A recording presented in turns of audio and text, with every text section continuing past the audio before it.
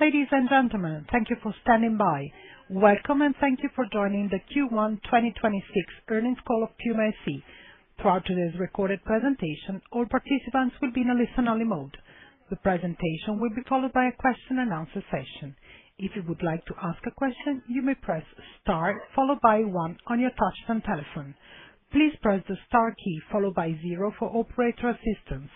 I would now like to turn the conference over to Manuel Bösing, Director, Investor Relations. Please go ahead. Thank you very much, Maura. Hello, everyone, and welcome to the PUMA conference call for the first quarter. Joining me today are our CEO, Arthur Hoeld, and our CFO, Markus Neubrand. Before we start, please take note of the cautionary statement regarding forward-looking information. Arthur and Markus will guide you through today's presentation, covering our business recap, financial update, and way forward. After the presentation, we will open the floor for your questions. For the Q&A, we kindly ask you to limit your initial questions to 2 per person. With that, over to you, Arthur. Manuel, thank you very much, and welcome and good afternoon from my side as well. Before we start to get into the business topics and the updates about Q1, I, of course, want to take a moment to also reference another announcement which we made this morning. Markus Neubrand, our CFO, has decided with the supervisory board to step down from his office as of today, end of the month, and will remain in the company until end of September. I would like to use the opportunity and say a sincere thank you to Markus for the support I got personally from him during my onboarding phase at PUMA, and also for guiding not just the financial team, but the organization through what was not the easiest of times for our company. He was instrumental in terms of developing the reset program with us and also getting the company now into a transition mode for the years to come. So, Markus, thank you very much. We'll handle the call together almost as always, practiced the last couple of quarters, and I wish you all the best for your personal future as well. At the same time, we have announced the arrival of a new CEO, which is Mark Langer. Mark will start with us early next month, i.e. on Monday next week, and I'm very much looking forward to welcome an industry veteran, someone that is very familiar to most of you in his new role as of early May.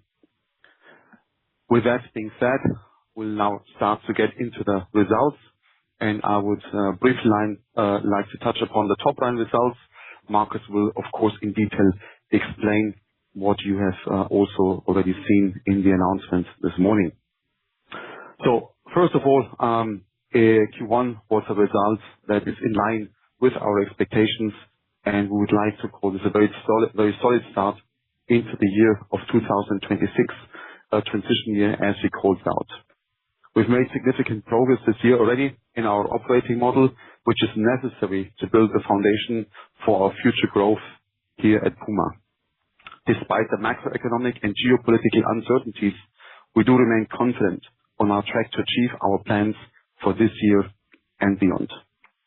When we look at the first quarter, sales are at a -1% versus last year, currency adjusted. The decline in demand is partially offset by continued clearance of our inventory progressing ahead of our plan.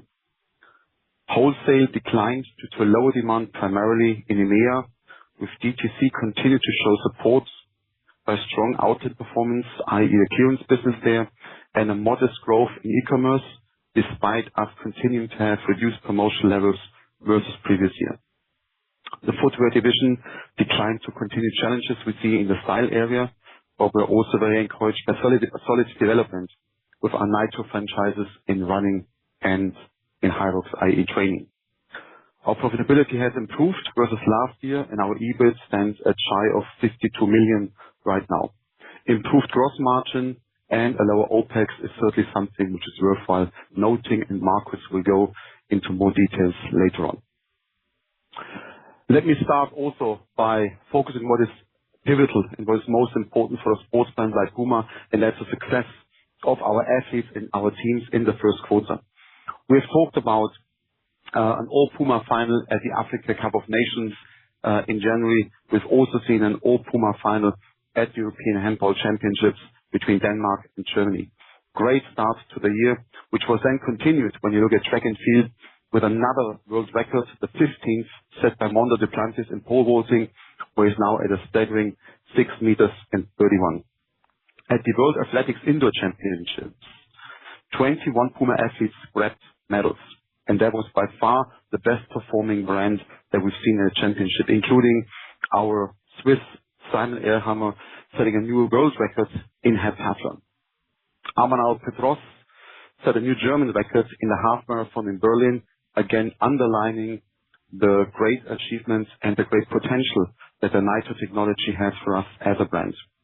Ferrari has seen 3 consecutive podium finishes in the first 3 races of the new Formula One season, and Joanna Witwiczek has set a new world record in the Hyrox women's racing in Warsaw only recently. Finally, a quick look at football, which is of course pivotal this year. Man City took the Carabao Cup against Arsenal a few weeks ago, and as you've also noticed, they have advanced to the FA Cup final and are at the moment leaders of the table in the Premiership. So all in all, a great start to the year, a great sporting start for PUMA as a brand. But at the same time, we can also record that our recent product launches have really achieved, and in some instances even overachieved, our best hopes. We have 11 teams qualified for the FIFA World Cup in North America in a couple of weeks' time. We've launched those kits with the so-called Rolling Nations event in New York just a few weeks ago, and had more than 10,000 visitors live for that event. From an Hyrox perspective, we're very, very pleased that we've been the first one to market that has launched a specifically developed product around the event in Las Vegas, and product has been sold out, but will of course get restocked in the very near future. We've seen continued great results with our Nitro technology here with the launch of the DV8 Nitro Elite 4 at the London Marathon, but also being displayed in Boston recently. Matthias Kitzel has launched his very own first handball shoe, and also here a sellout result, which was unprecedented for us in that area. There was a lot of great news from a sports perspective, but also from a style perspective. When you look at our street culture, we're very intrigued by the continued success we have with low profile. In this case, the launch of H Street, a campaign was featuring the PUMA ambassador and K-pop artist Rosé. And at the same time, we're looking ahead into the future, where we are revitalizing suede, a key iconic footwear piece for PUMA in the future, with different activations, including our House of Suede at the Paris Fashion Week. So there's a lot of things which have happened which give us confidence that we are on the right track, but everything, of course, is framed within the 3-year program that we have outlined to all of you at the middle of last year. Our transformation started with a reset in 2025 and is now in execution mode in 2026, a year of transition. And at this point in time, I would just like to briefly recap again our objectives for 2026 that do remain unchanged. It is on the one hand a continuation of a 3-year transformation journey that our company and our brand will undergo. We will definitely accelerate PUMA's brand momentum, and that brand momentum will fuel future commercial success. It is very key that we continue to remind ourselves that commercial success will follow brand success, and that's exactly the order in which we're working towards. That also means we're going to shift towards a higher quality revenue with an improved focus on profitability, including better placements in our retail environment and with our customer collaborations. We will continue to work on our financial discipline and will deliver reliable results in the quarters and in the future. All will be underpinned by us building a high-performing team around the world, and some key efforts, not just from a structural perspective, have already been taken in 2025. When you look at the continued execution of our right-sizing efforts, there are a few which are worth mentioning. We have a continued focus to elevate our distribution quality, particularly in key markets like North America. As previously shared, our mass merchant business in the US will see a steep double-digit decline until end of this year, and the work has started already. In a moment, I'll also elaborate on the take-back of overstock at wholesale partners, we've made some significant progress. In our very own channels, we have significantly reduced level of discounts and will further decline, will however always remain on industry standards. Our industry does see significant promotional activities, and PUMA will, of course, at key commercial moments, be on par with our competition to also make sure we liquidate our inventories. We'll see continued efforts to improve our cash management. We've made an immediate reduction of our purchase orders, and these are fully implemented already for the fall/winter 26 season.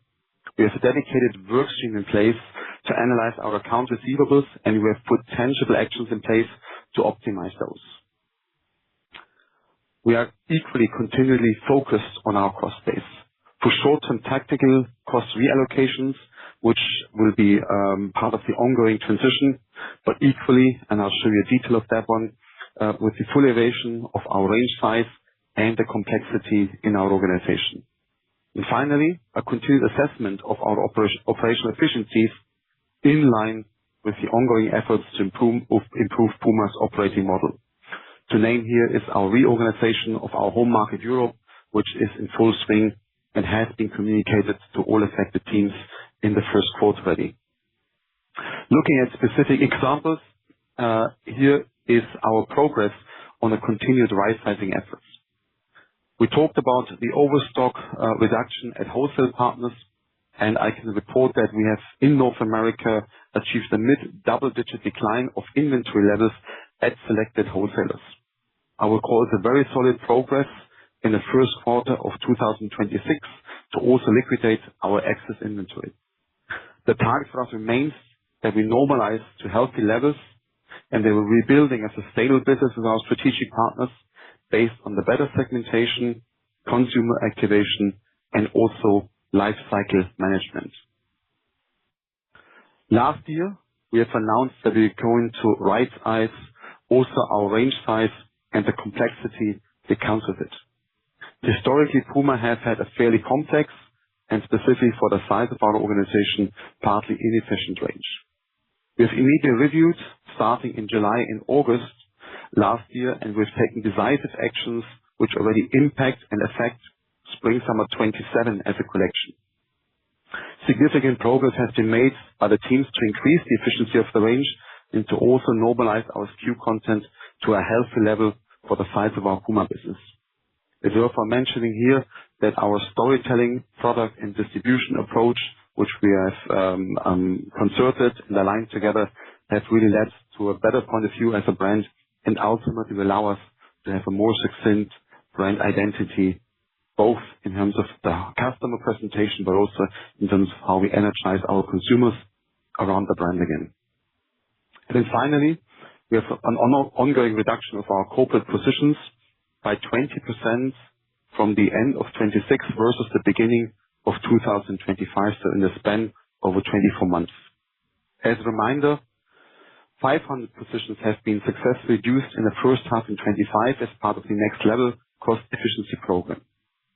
Middle of last year, we then identified another 900 positions to be reduced until the end of this year.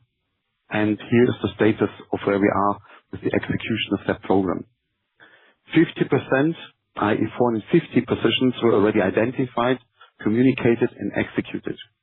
i.e. the affected employees have already left the organization latest by the end of Q1. Out of the remaining 50%, that's another 450 positions, 80% were already identified and communicated with the departure of the affected employees ongoing. So there's only 20% remaining, and they are entirely identified with communication in different stages depending on the local requirements and processes that we, of course, adhere to.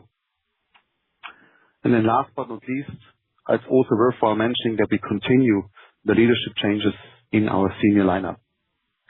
We have briefly mentioned the switch from Marcus to Mark from a CFO positioning, but underneath also we continue to have adjustments in our leadership organization. 4 new additions have been communicated recently. Emily Müller-Lennox will return to PUMA and will start her duties as Vice President of the business unit Kids under Maria's leadership. Also in Maria's team, we have recently announced and appointed a new Vice President of Creative Direction. Creative Direction for us is pivotal for the turnaround of the PUMA brand, to strengthen our brand identity and really to discuss a next level from a creation to product execution perspective. James has vast industry experience between innovation and product excellence, and it's really exciting to see him on board now. Two further leaders have been announced, starting with Maria's organization. Laura Flicker will start in June to take up the position of VP BU Style, and in that capacity he will be overseeing our Select and our Prime business. That's a business which we last year separated from our core business to make sure we're going to have really a different and a prosperous business in that pivotal area, also from a commercial perspective. Last but not least, moving to commerce, Bertrand Blanc will take up the position of Vice President Wholesale in Matthias's team starting next Monday already, and his key mission is to ensure that we are rebuilding a healthy and sustainable business with key strategic partners across our markets. Finally, we are also in the final stages of closing our hiring for a new VP of e-commerce, who would then complete the lineup in Matthias' Center of Excellence across all channels. That's it for me from now, and I would like now to hand over to Markus. Thank you. Thank you, Arthur, and hello to everyone also from my side. Following Arthur's business recap, I will now walk you through the key financial metrics for PUMA's first quarter, highlighting the impact of the right-sizing efforts Arthur outlined on our financials. We began our transition year 2026 with a solid first quarter. On sales, we saw a decrease of 1% currency adjusted, which is a notable improvement from the previous 2 quarters.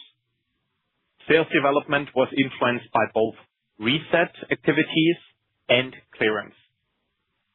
On one hand, we continue to see a negative impact on sales from our reset measures, which included reduction of undesirable business and lower promotions in our full price stores and e-commerce. On the other hand, we saw positive effect from clearance of elevated inventories. The clearance was executed through selected wholesale partners and our own factory outlets. Overall, without the negative impact from reset initiatives and a positive effect from clearance, we recorded an underlying decline in sales in the low to mid-single digits.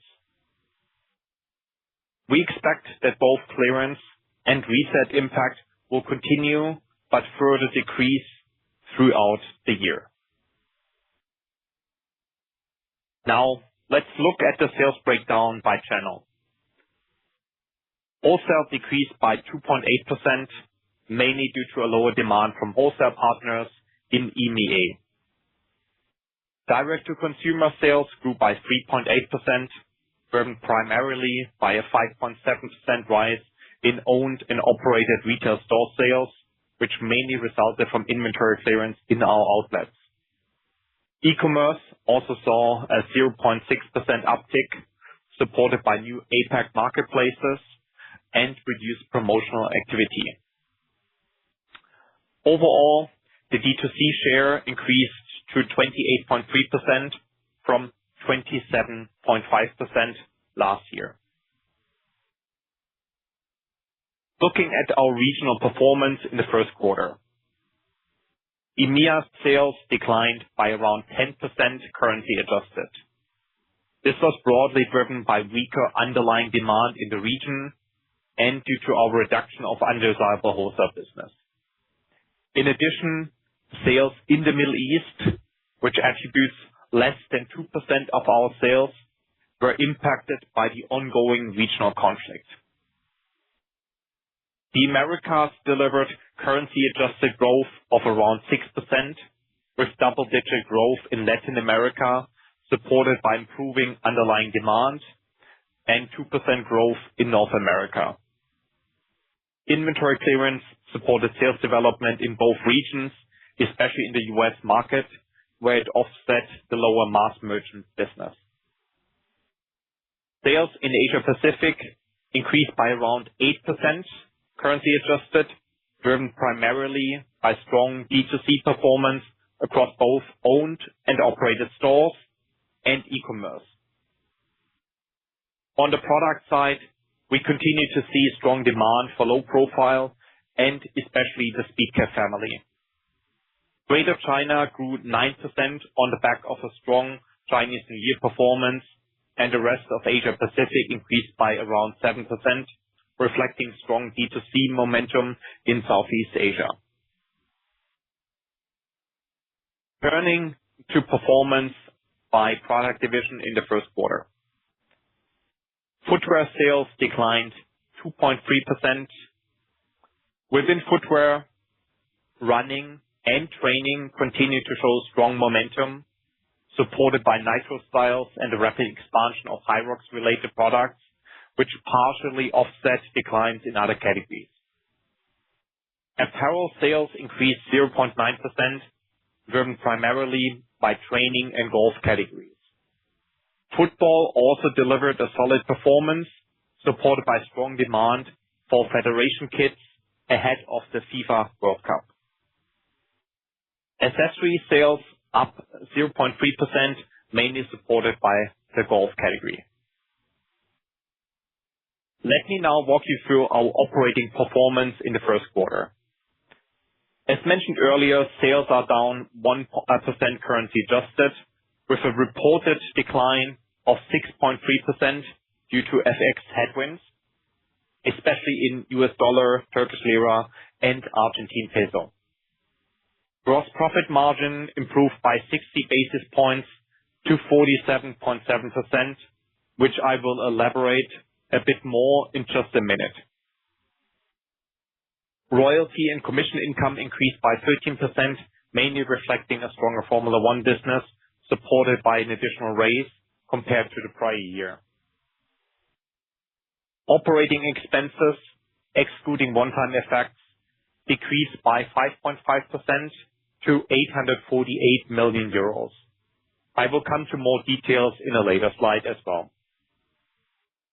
Driven by higher gross profit margin and lower operating expenses, adjusted EBIT increased to around 64 million, up 5% year-on-year.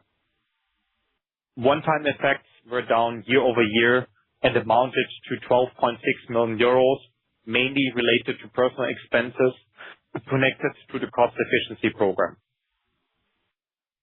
EBIT therefore came in at around 52 million euros, up almost 20% year-on-year. Financial results at around negative 60 million euros improved significantly. This was mainly due to favorable currency movements, particularly US dollar and Mexican peso, which more than offset the slight increase of interest expenses on bank debt. Income taxes increased to around 10 million, driven by higher earnings before tax.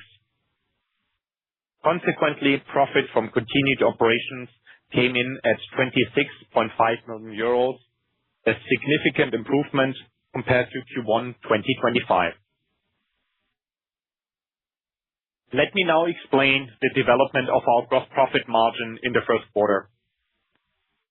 Overall, gross profit margin increased 60 basis points to 47.7. The most significant driver you see here is promotions and inventory reserves.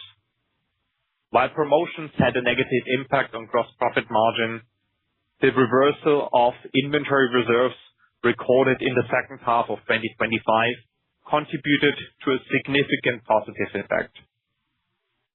In addition, we recorded lower freight costs compared to the higher base in Q1 2025. A more favorable channel mix, reflecting a higher share of direct-to-consumer, also supported the margin development. These positive effects were partly offset by product mix and regional mix, as well as currency effects, which weighed on the margin compared to last year. Now moving over to our operating expenses, which fell 5.5% to 848 million euros, excluding one-time effects. The reduction was driven by savings from the cost efficiency program and lower marketing expenses. Marketing decreased compared to high levels in Q1 2025. This was based on phasing effects and not a structural reduction as we continue to invest in brand and growth opportunities. Together with favorable currency movements, these factors offset the higher cost in channel mix due to the mentioned increase of the D2C share and increase in other OpEx costs. Let me now walk you through the development of our EBIT margin in the first quarter. EBIT margin improved from 2.2% in Q1 2025 to 2.8% in Q1 2026. The main positive driver was the increase in gross profit margin by 60 basis points, as mentioned before. Royalty and commission income also contributed 20 basis points, driven by a stronger Formula One business. Although OpEx fell in absolute terms, OpEx ratio increased by 40 basis points since costs did not decrease as sharply as sales. One-time effects, on the other hand, contributed a 20 basis point increase to the EBIT margin, as these effects declined compared to the previous year. Let us now take a closer look at working capital. Inventories declined by around 9% to 1.9 billion euros, mainly driven by lower purchasing volumes in line with the expected lower sales base for the year and inventory clearance. Trade receivables decreased by around 20% to 1.2 billion, mainly due to lower sales levels. Trade payables were down around 26% to around 1 billion, also reflecting reduced purchasing volumes in the quarter. Overall, working capital decreased by almost 10% year-over-year to 1.8 billion euros, reflecting continued progress on inventory cleanup and disciplined purchasing, and evidencing overall improved working capital management. Looking specifically at inventory development, inventory levels continued to decline in the first quarter and are slightly ahead of plan, supported by lower purchasing volumes and ongoing clearance activities. As communicated previously, we expect inventories to normalize by the end of 2026, assuming disciplined purchasing and continued execution of our clearance plans. Turning to free cash flow. Free cash flow was reported at -201 million euros for the end of Q1. Consistent with the typical seasonal pattern in our business, free cash flow remains negative in the first quarter. However, it demonstrates a notable improvement over the previous year. This year-over-year improvement was mainly driven by more efficient working capital management, including inventory clearance, and lower and more prudent purchasing volume, as we discussed earlier. Higher earnings before taxes, lower capital expenditures while we continued our investment focusing on D2C channel to enhance our long-term competitiveness. As said during our full year 2025 presentation in February, we expect free cash flow to be positive in 2026. Finally, let me comment on net debt development. Net debt increased seasonally to 1.3 billion euros, up year-over-year from around 1 billion at the end of Q1 2025. This increase mainly reflected higher bank liabilities, supporting the operating business and financing working capital. Cash position stood at 326 million euros, up around 15% year-over-year. In addition, we had unutilized credit lines of around 800 million euros, resulting in total financial headroom of around 1.1 billion. This means that we maintained sufficient financial headroom to support the transformation journey and strategic investments. Given the currently elevated level of net debt, deleveraging is a clear priority, and we target to reduce net debt over the coming years. Before I hand back to Arthur, as he mentioned earlier, this will be my last earnings call as CFO of PUMA. It has been a privilege working with the team through the transformation journey, and PUMA is well on track. With that, I will now hand back to Arthur for the way forward. Markus, thank you very much again. Let me now turn towards our outlook for the full year 2025.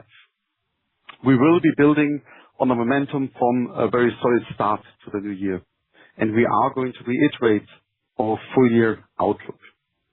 It is important to highlight that our outlook does not reflect potential implications from the ongoing conflict in the Middle East or the U.S. Supreme Court decisions on U.S. tariffs. In the Middle East, our priority has been the well-being of our staff, ensuring their safety remains of paramount focus for us. From a business perspective, direct exposure to the region is relatively limited, with sales accounting for less than 2% of the total group revenues.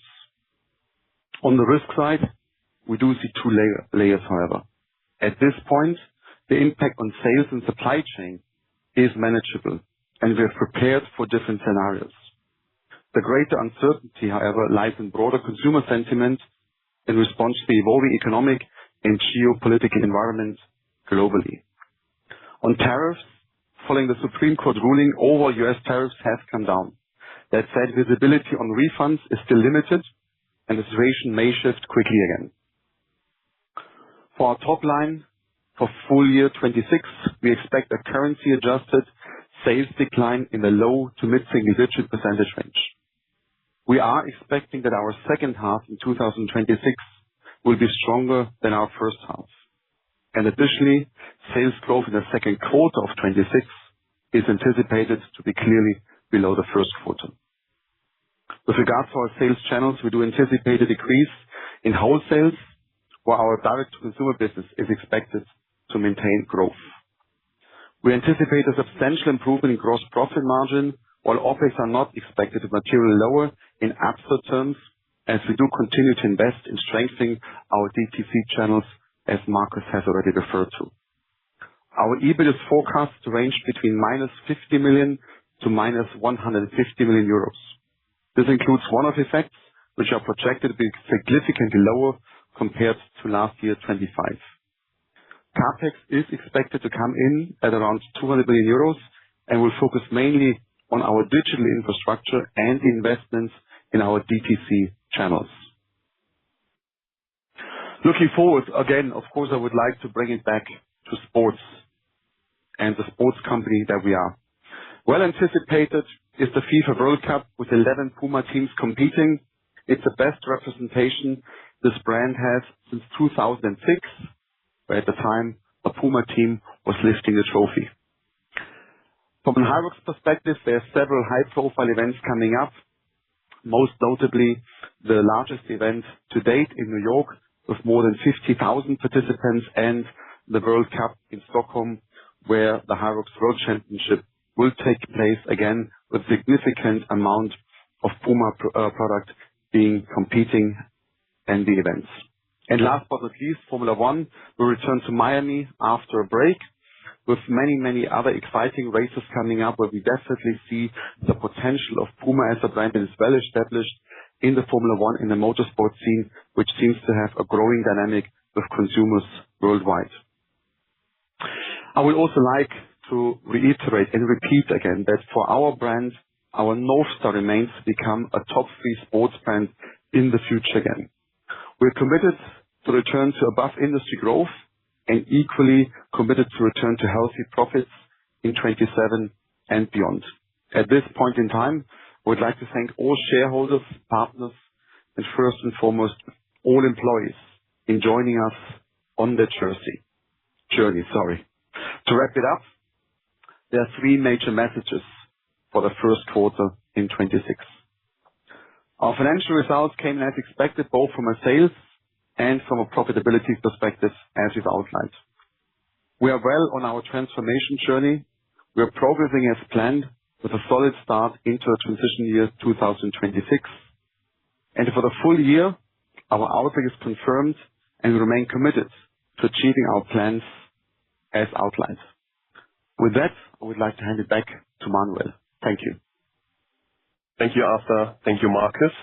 We are now ready to start the Q&A session. Operator, please open the lines for questions. Ladies and gentlemen, at this time we will begin the question and answer session. Anyone who wishes to ask a question may press star followed by 1 on their touchtone telephone. If you wish to remove yourself from the question queue, you may press star followed by 2.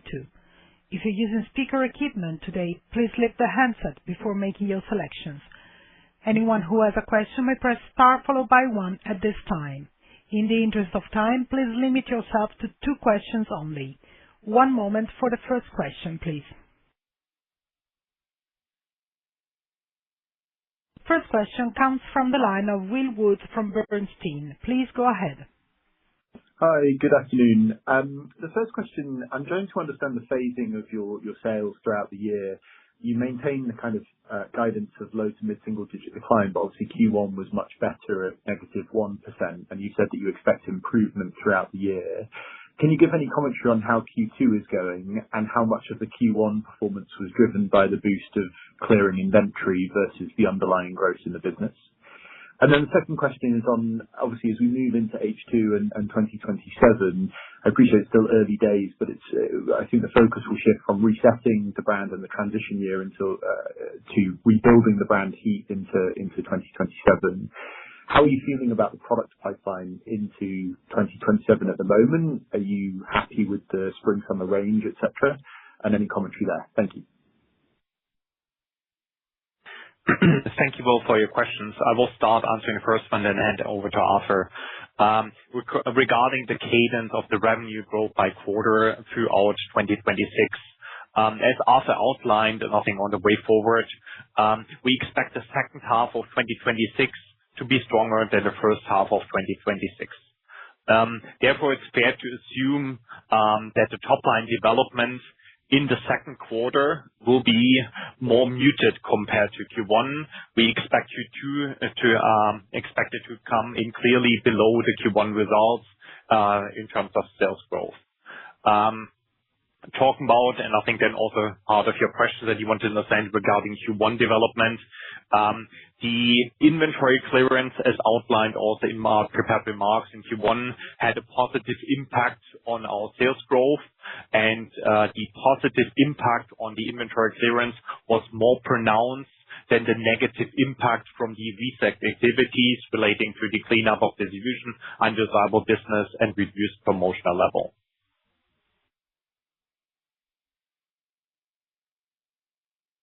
And to your second question, Will, in terms of rebuilding brand heat and our perspective on the range on spring/summer 27, I do believe we are making progress there. We're making progress in terms of building on our strength, which is definitely the Nitro platform across running and training.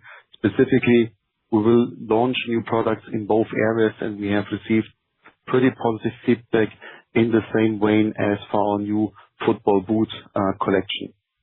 Where we do see progress as well, but where, of course, the work is still ahead of us, is in the style and the lifestyle area, where we see continued success, and we believe continued success from a low profile perspective also into 27. But our efforts are clearly now around making the suede a more iconic proposition in 27, with brand activities starting in 26 again, and then also further dimensioning our offer with lifestyle running as one of the key future pillars. These efforts have started to be built into spring/summer 27, but they will be by no means complete yet from a product nor from a marketing activation perspective. Thank you. Excellent. Thank you. The next question comes from the line of Thierry Cota from Bank of America. Please go ahead.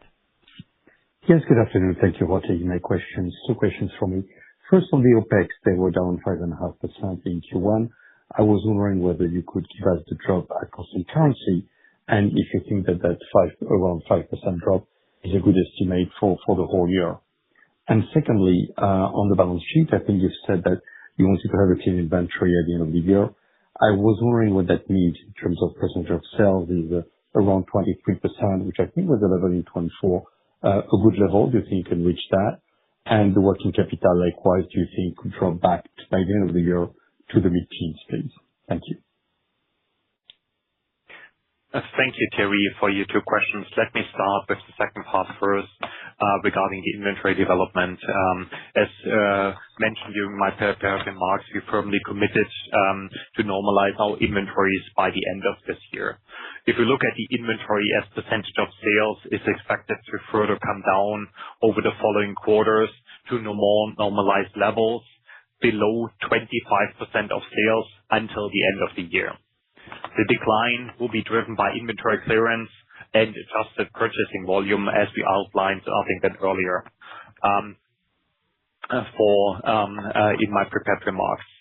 The first question when talking about the OpEx development, as mentioned also in my prepared remarks, FX was a positive, contributor, and I think then also the overall OpEx decrease, but also on a currency adjusted or constant currency basis, our OpEx decreased also in Q1.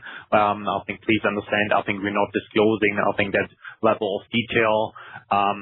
For the full year and what that means in terms of OpEx development here, I need to go back to the statement also Arthur made after our outlook, where we, then also for the OpEx overall will not be material lower, and then also compared to 2025 as we continue also to invest into our D2C business and into our brand.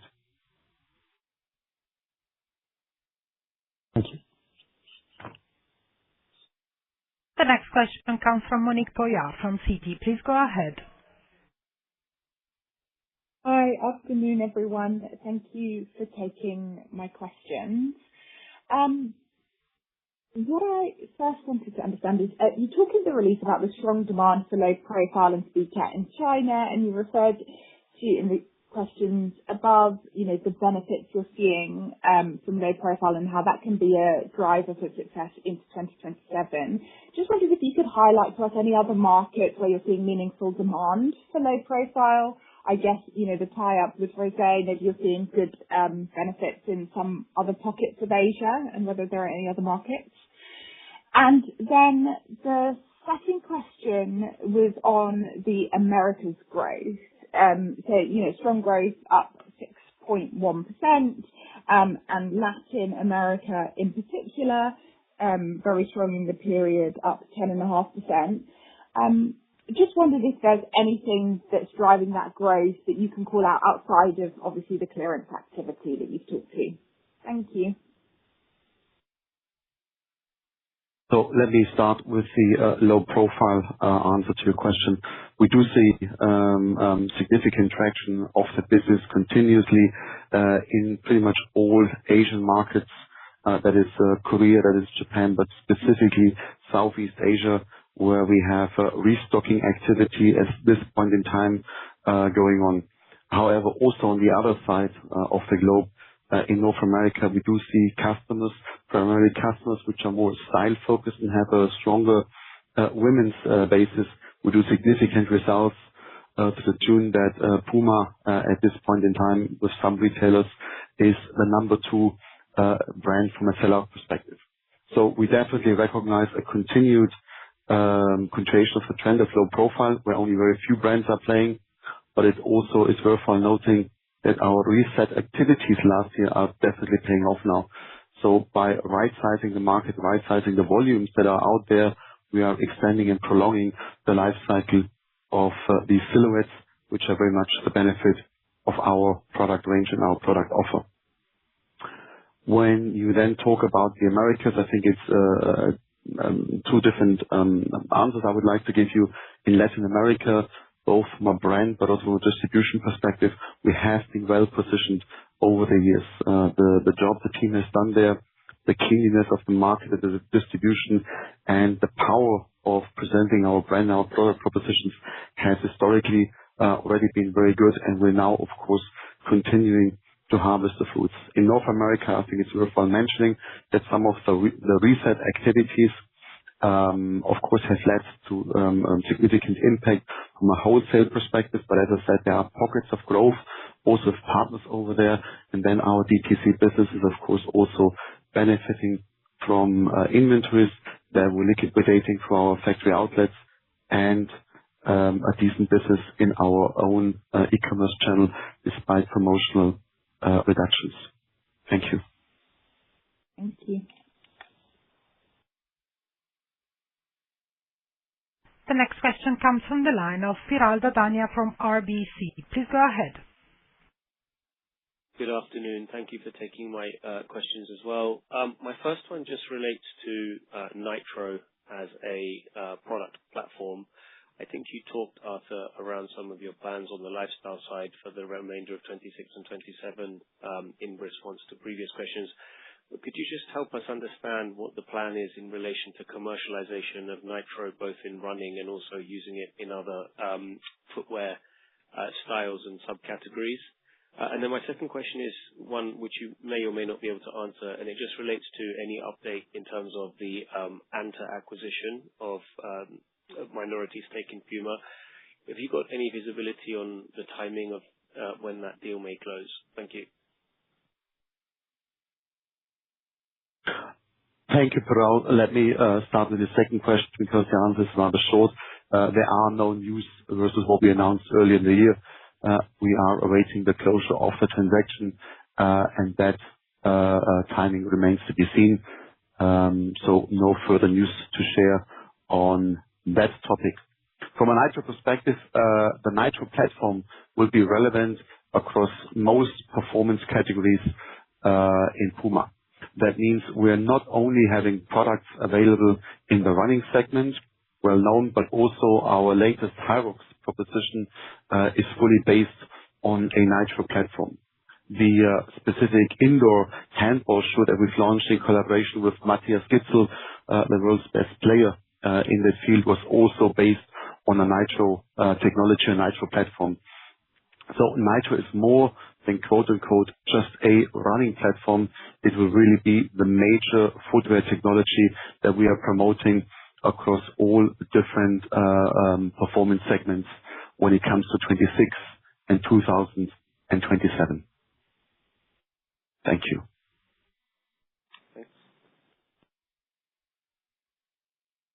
Next question comes from the line of Adam Cochrane from Deutsche Bank. Please go ahead. Good afternoon. Two questions, if I may. The first one is, in terms of the lead time on your new product purchases, when you're talking about your new ranges for spring, summer 27, given the input cost inflation that we're hearing about because of oil prices, when do you actually have to start ordering this product, the suppliers? And are you hearing anything on potential cost inflation on those future ranges? And the second question is, can you just give us an idea of how far you are through in terms of the clearance activity, just as a way that we can try and benchmark? Is it 25% of the way through, 50% at the end of the first quarter? And on that regard, there's quite a big gross margin gain from the inventory provision reversal. Is that something that might happen again in future quarters, or is that just something that is as you sell the product, or do you just revalue the inventory as at the end of the first quarter? Thanks.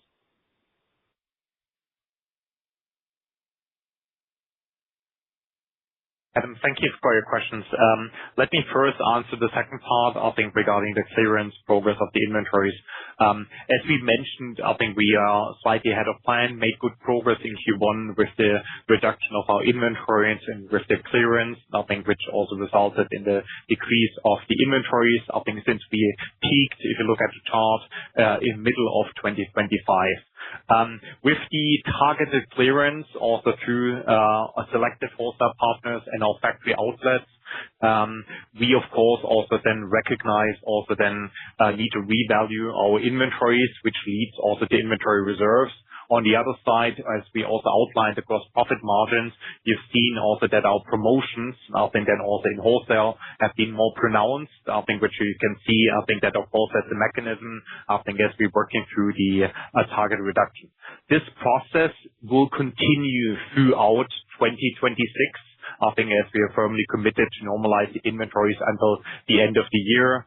When we provided also the guidance for the full year, we outlined that we expect the gross profit margin to improve, and one of the key drivers, I think that also the substantial improvement of the gross profit margin 2026 will be driven by lower promotions, but also, of course, with the targeted reduction of that excess inventory, which will also the reverse of inventory reserves, I think will contribute to that gross profit margin development. Then coming to your first question related to the Middle East crisis and the oil price in driven, I think then increase of the input costs. If we look at first, let me start for autumn/winter 26. All of the orders, I think until end of autumn 2026 have been placed, and I think we see no cost inflation on our product costs. For spring/summer 27, I think that's where we know, and I think as you in the early stages, so that's where we start to present, and I think and to take orders now within the next months from our accounts. And now as we speak, we are in discussions with our vendors, and we see selective, I think then also increases in the product costs, but not material in spring/summer 27. And autumn/winter 27, of course, is still too early to see, and I think that, of course, how the situation overall evolves.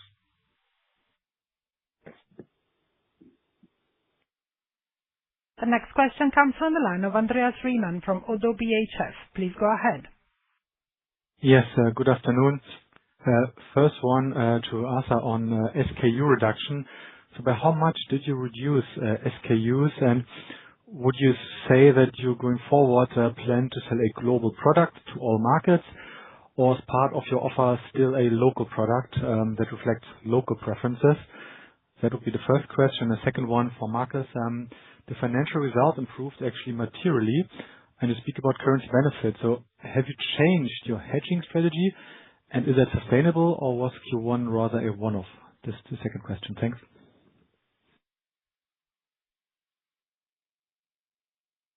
Thank you very much, Andreas. So to start with the first question in terms of range size reduction, we have reduced our range size by a significant mid-double digit. So the process between spring/summer 25 and now spring/summer 28, the collection that we're at the moment developing, has been significant, and we are committed to also then executing that. What this means, of course, there will be a more significant global footprint from PUMA, i.e. also more mandatory parts of the collection that we would like to see in each and every market. That's also part of our life cycle management across both style, but also the performance areas. What that does not mean, however, is that we're reducing or even abolishing our policy to offer locally relevant products. We continue to have regional creation centers in Asia and North America and India to make sure we're going to cater for the needs of the local consumer to complement and to complete the range offer. So it will be a mix and a blend between a stronger global offer, a stronger global life cycle management, and the additions, the well-needed additions, in order to cater for demand from a local perspective. Thank you. Thank you, Andreas, for your question on the financial results. Yes, a significant improvement as also outlined year-over-year in the Q1 of 2026. Let me first start with also what I mentioned prepared remarks. Our interest expenses on bank debt has been slightly increasing, of course, given the elevated levels and higher levels of bank financing compared year-over-year. The biggest factor, and I think that I also outlined in the prepared remarks, is driven by positive favorable currency movements. And here, particularly the US dollar and Mexican peso had a positive impact, I think then also our financial results. I think that means from a translation, but also valuation of derivatives, I think that impact our financial results.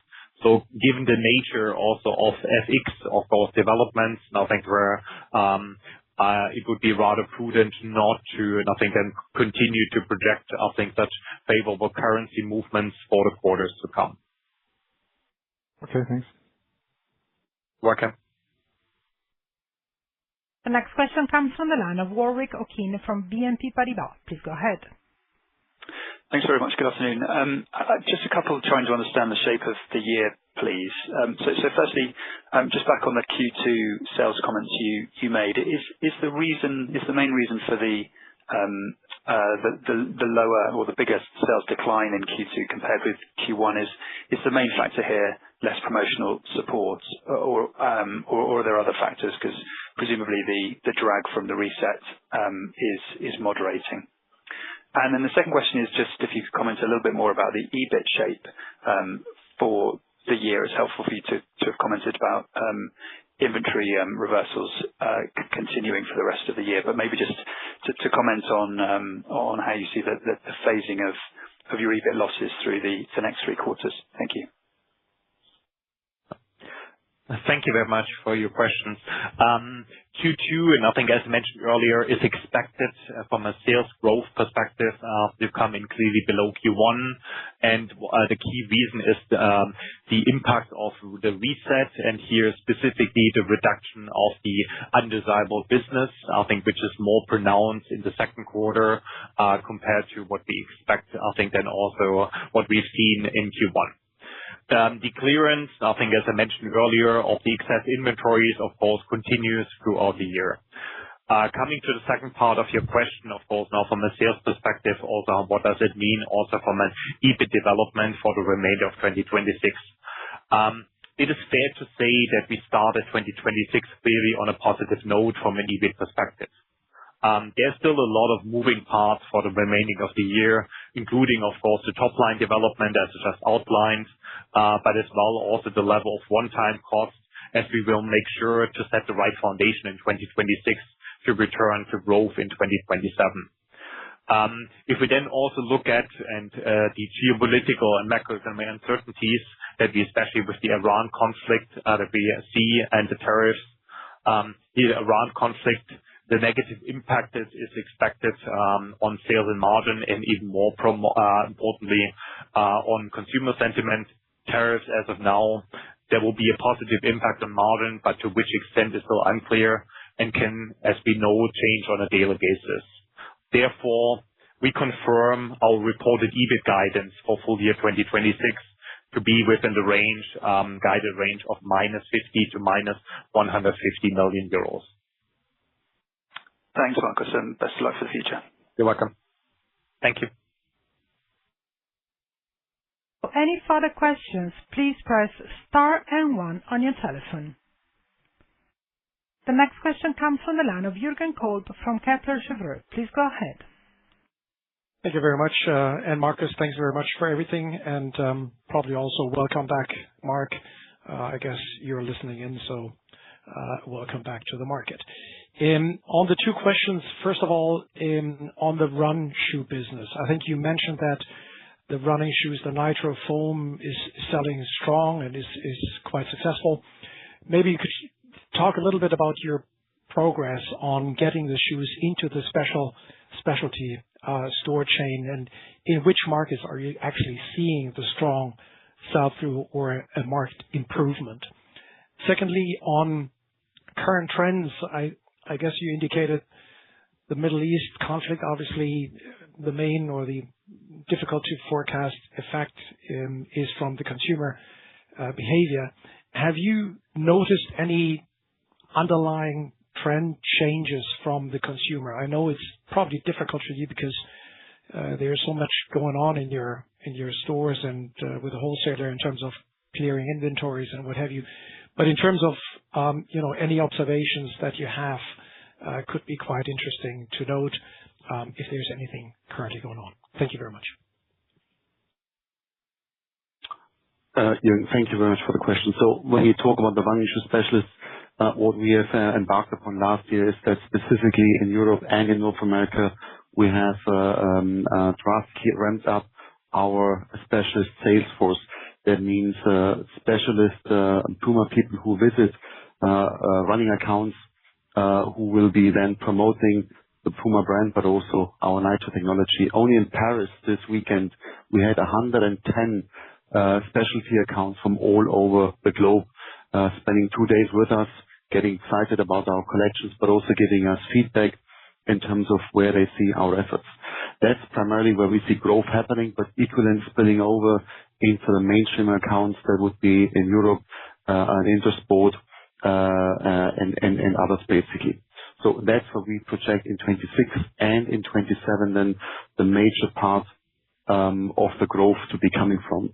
We don't have any specific region where Nitro is either overly exposed or underperforming.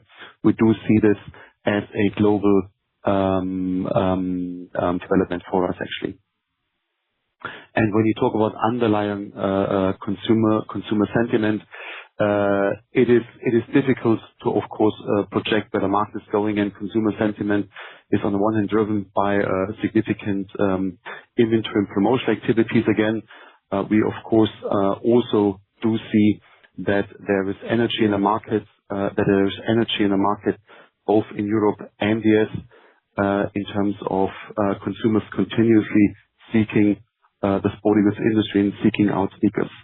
From our very own perspective, we are very much focusing on the major areas that we've discussed earlier to improve both our brand trajectory, but also our product offer, simply based on the effect that despite any economic headwinds or despite industry dynamics, we see significant headroom for PUMA to grow versus competition from our current perspective.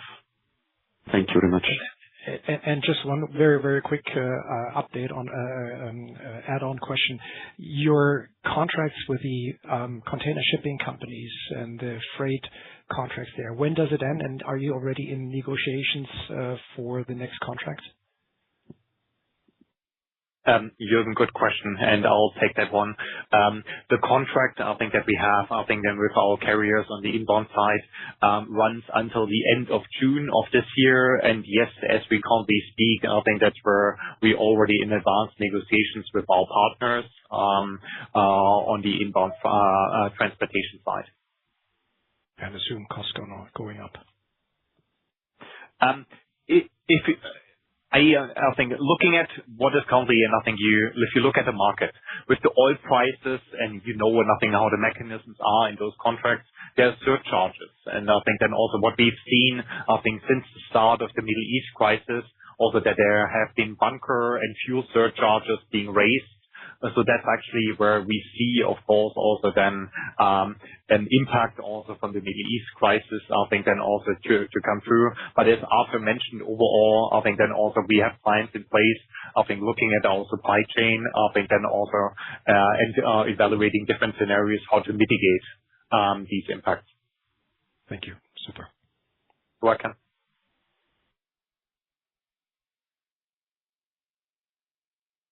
There are no further questions at this time. I'll hand back to Manuel Bösing for closing comments. Thank you very much, Maura, and thanks to everyone for your questions. We appreciate your interest in PUMA. We'll stay in touch, and we look forward to speaking with you again soon. This concludes our call for Q1 2026. Thank you, everyone, and goodbye. Ladies and gentlemen, the conference is now concluded, and you may disconnect your telephone. Thank you for joining, and have a pleasant day. Goodbye.